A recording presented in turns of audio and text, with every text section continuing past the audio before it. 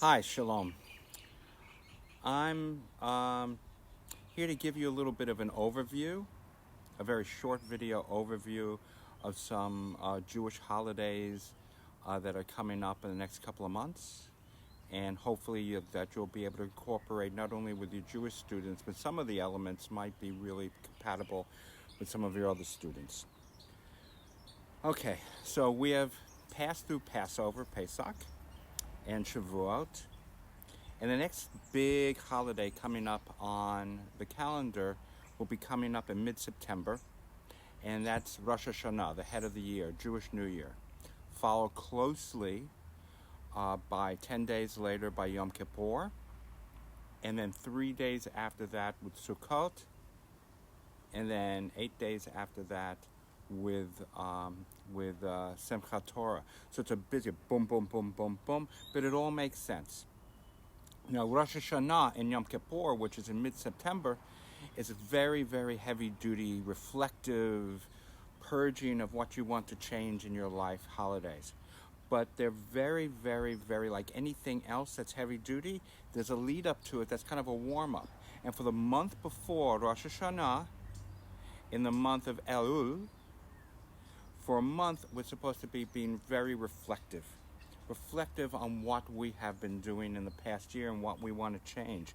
And the way that you can do that with your students is anything that would reflect upon them, anything that they can take a look back on them, whether they can do self-portraits, whether they can do activities that involve mirrors, and they can look and they can notice things about what color their eyes are. They can notice the different facial type of expressions. I'm happy when I look like this. I'm sad when I look like this, but it's all mixed.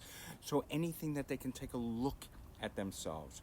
Or they can see what they couldn't do a year ago and now that they can do. And this sort of reflection that you can document would be very important, to be very transparent with the parents, because sometimes parents in the situation that we have forget that how much that their kids have grown and how they have progressed under your care and the things that you have done with them. And this is a great opportunity. The month before Rosh Hashanah, it's a great opportunity to take stock, to take inventory, and do all sorts of activities that they can have to take a look at themselves. Which leads right into the very, very, very heavy-duty 10 days between Rosh Hashanah and Yom Kippur. Rosh Hashanah is known as the New Year for creation. So things that you can do with the kids during this, how the whole notion of creating something from almost nothing. So if you can make Play-Doh from scratch with them, if you can make bread from scratch with them, and they can see this process of things forming and what didn't have any order, any purpose, because some sort of purpose. It's a real great hands-on thing. The big things with Rosh Hashanah is sweetness. You're hoping for a sweet year. So the traditional thing is having apples and honey. Apples because they're round and they're a fruit, and the year has no end, and it's a kind of a cycle of things, that the Jewish calendar is very much of a cycle. And the honey, of course, because the sweetness that's coming in the new year. And you can extend that in any type of activity with nature. You can do bees. You can have honeycomb. They can make candles from strips of honeycomb. It's a wonderful thing. Like I said, you can do this with not only Jewish students. You can incorporate it. You can incorporate it in your curriculum if you wish. Which leads up into Yom Kippur. There's 10 days between Rosh Hashanah, which starts out very celebratory, to Yom Kippur, which is the most solemn day in the Jewish calendar. It is a 26-hour hard fast for observant Jews. That means no water, no food on Yom Kippur.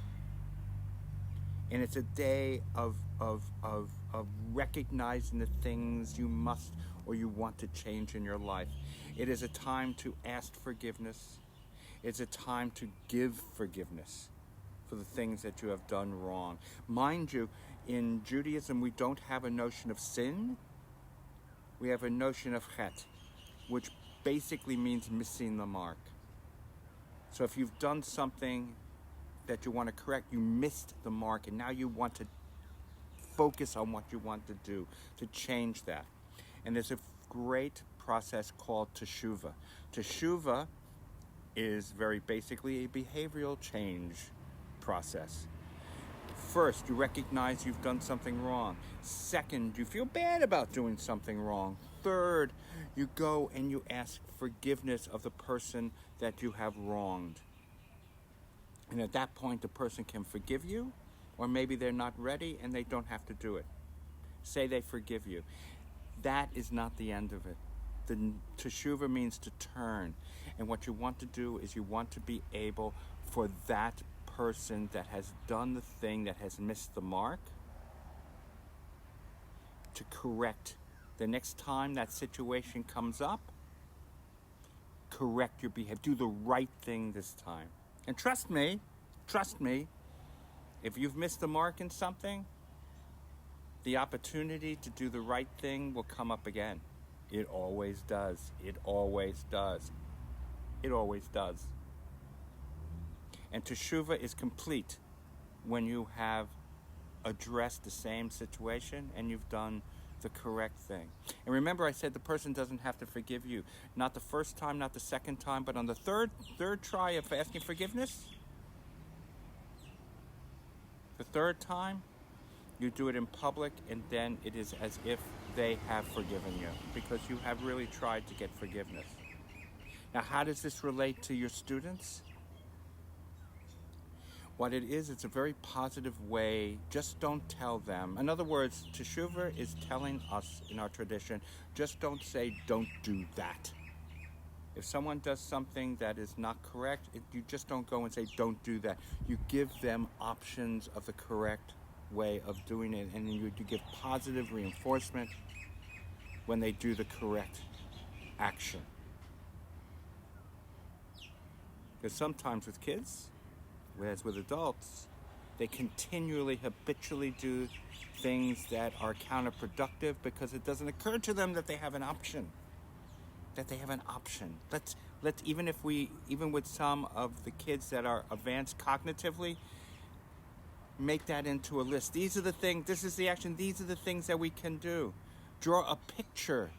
Draw so they can visualize the correct thing to do. You guys know that. It's creating positive ritual in their life. These are the things we do. These are the things we do to keep ourselves safe and our friends safe. And that's through Yom Kippur. And I will send in to your admin team, I will send in a little bit more detail of activities that perhaps you can do. Activities, hopefully, that are fairly universal, so that you can do that through class-wide. You don't have to do it necessarily only through a Jewish lens. It'll come in handy. And it'll be I think it would be a nice thing to do. In the next video that I send out, I will do the second half of these Chagim, these festivals, these holidays. That's Sukkot and Simchat Torah. So just as an overview, you have this reflective month that you reflect upon things. And then you look inside, through Rosh Hashanah, creation, inside, Yom Kippur, inside. And then with Sukkot, as you will find out, is a breathing out. And it's all outdoors and it's beautiful, even if we're in the lockdown. It's all outdoors and in nature. It's all the exhaling and seeing the endless possibilities of harvesting upon your reflection. Well, until then, I hope this was some good. I wish I was there in person to be able to share some time with you, the staff of these schools, and to be able to tell stories about this, but maybe another time. If you have any questions, please feel free to contact me through your admin team. Well, I've spoken enough, and this has been a long enough video. In the next few days, I will be sending stuff out for Sukkot and Simchat Torah.